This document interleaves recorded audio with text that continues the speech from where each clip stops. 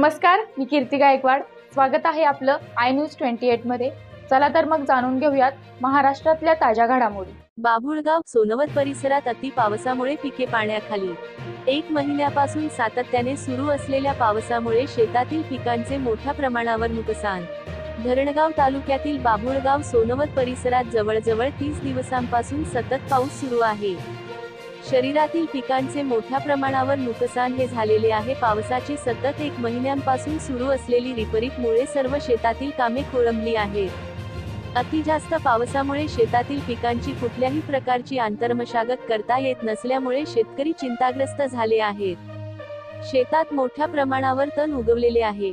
शेतातील पिकांना पाहिजे तसाच सूर्यप्रकाश मिळत नसल्याने पिकांची वाढ थांबली आहे. पिके पिवळी पडली आहेत. बाभुळगाव सोनवत परिसरात गेल्या महिन्याभरापासून एकही दिवस खंड न पडता पाऊस सुरू आहे. त्याचा परिणाम शेतातील पिकांवर झालेला दिसत आहे. सतत पाऊस सुरू असल्यामुळे शेतातील अंतरमशागतीची सर्व कामे खोळंबली आहेत. शेतात पिकांपेक्षा तणच अधिक अशी अवस्था शेतातील पिकांची झाली आहे. त्याचा परिणाम उत्पन्नावर झालेला आहे. परिणामी पिकांची वाढीव आता खुंटली आहे.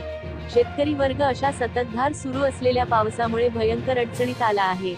बाभुळगाव शिवारात तर शेतातील पिके पाण्याखाली गेली आहेत. 1 महिन्यांपासून सुरू असलेल्या पावसामुळे शेतातील कापूस, मका, ज्वारी, सोयाबीन, मूग, उडीद इत्यादी पिकांचे मोठ्या प्रमाणावर नुकसान झालेली आहे. शासनाने झालेल्या नुकसानीची त्वरित पंचनामे करावेत अशी मागणी परिसरातील शेतकरी वर्गाकडून होत आहे. जळगाव जिल्हा ब्युरो दिनेश पाटील यांनी रिपोर्ट.